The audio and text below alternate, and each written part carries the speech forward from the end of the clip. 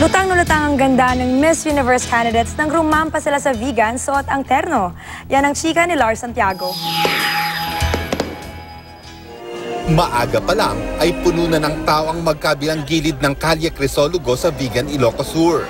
Buong pananabik nilang hinintay ang pagrampa ng mga kandidata ng Miss Universe suot ang Philippine terno. Pagdating ng mga kandidata sa dulo ng Kalye Crisologo, makapal na rin ang bilang ng mga taong naghihintay sa Plaza Burgos. Dito naman ginawa ang terno fashion show ng mga kandidata, suot pa rin ang mga obra ng fashion designers mula sa Ilocos at Metro Manila.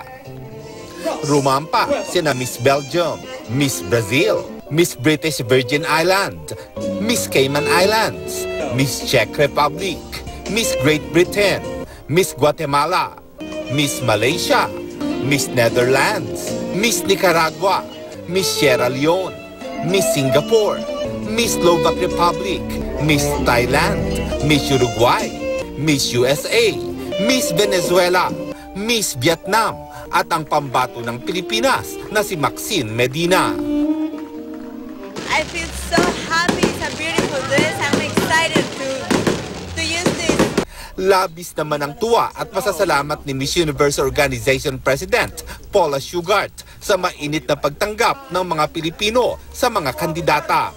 Lalo raw siyang humanga sa ganda ng Pilipinas.